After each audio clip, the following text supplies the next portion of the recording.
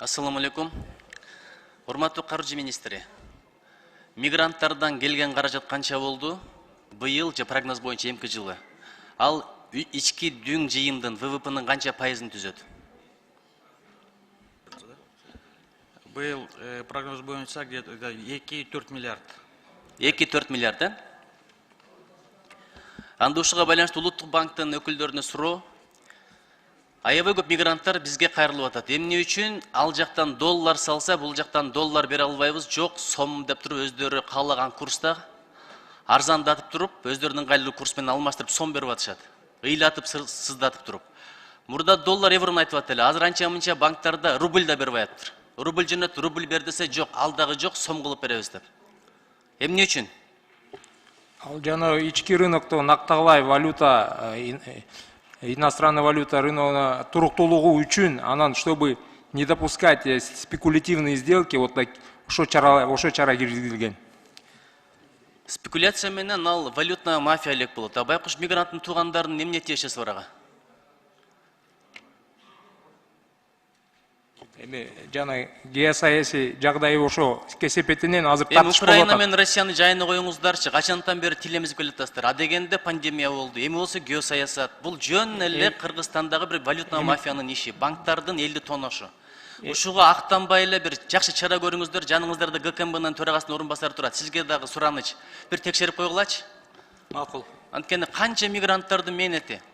Кээ бирлери 3% комиссия алып атыптыр. Мына миллиард, 2 миллиард, 60 миллион желе комиссия калып калып атпайбы менин эсебим боюнча. Чара көрүңүздөр да. А бул жообуңуздарды качантан бери угуп атабыз? Кийинкиси суроо. Мына 1С программасында бизде мисалы ошол эле кафелерде, ресторандарда, аптекаларда 1С программасы билесиз, Эркипер дагы бул Россиядан келген программа.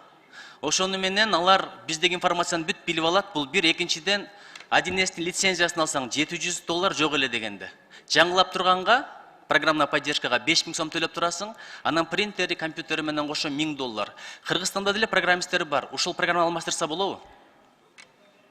Бүт акча бизде калмак. 100 миллиондогон доллар акча чыгып кетип атат. Жакшы суроо. Биз Минфин жагынан быйыл разработканы баштадык.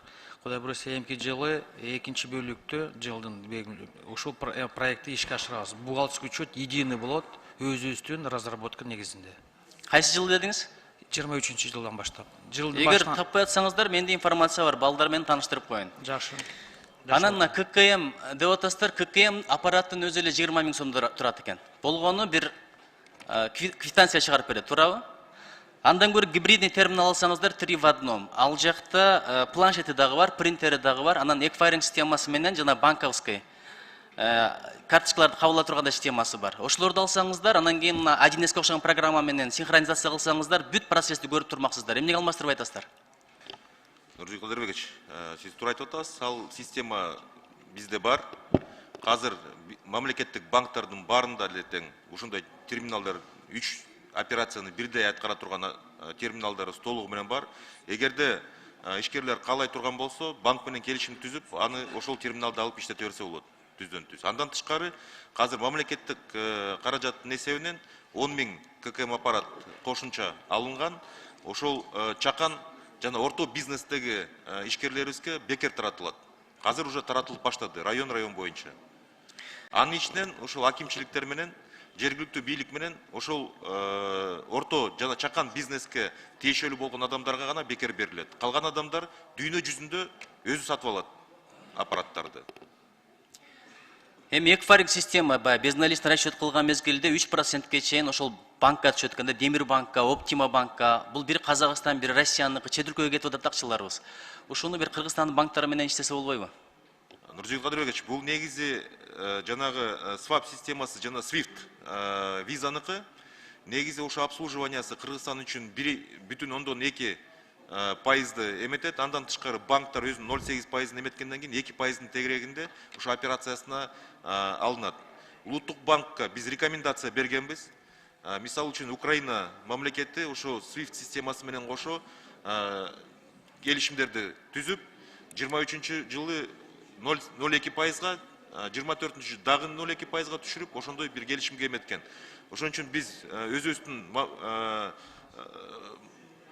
өкмөт тарабынан улуттук банкка сунуштаманы бергик. Ошол SWIFT системасы менен сүйлөшүп, негизи ал банктардын баарына бирдей эле ставкалары. Улуттук банк улаңыздарга, күмүстөргө сиздерге рекомендация кетиптир, ушул багытта иштеңиздер, сураны Жооп берейин. Бизде азыр национальный платежный карта билесиңер бар, Элькарт. Мы ее развиваем.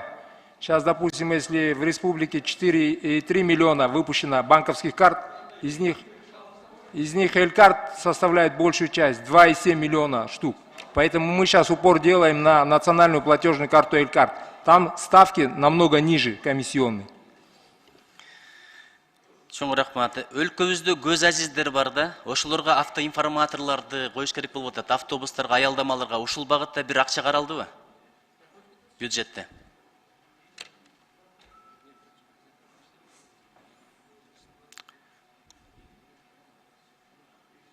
Жок, мындайга биз каралган эмеспиз, бирок сунуш жакшы. Эми Алла Таала көздү бербептир, жок дегенде биз кайрымдуу бололучу. Кийинкиси мына карышкаларды аттырбайбыз деп атасыздар. Бирөөнүн малын жесе 100 миңге чейин акчасы жок болот экен, бир эле уюм менен. Биз бул жайын кантебиз? Элге зыян болбойбу?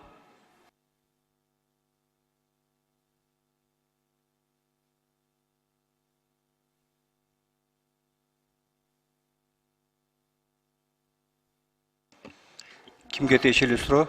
Жооп берип койсоңуздар. Мага. Это по отстрелу волков мораторий, да? Ну, разные мнения сейчас идут, мы посмотрели. Мы же там этот мораторий вводим на, как хотим, чтобы под видом берут карточки на отстрел волков, но занимаются браконьерством. И нам нужно сейчас создать механизм. Мы за мораторий отстрел волков будем, но в то же время надо, вот как вы говорите, создать механизм. Почему этот мораторий надо вводить? Потому что берут карточки, идут на эту высоту и стреляют других животных. Когда карточки не будет, видимо, что-то будем другое. Ну, этот сам отстрел отслеживать.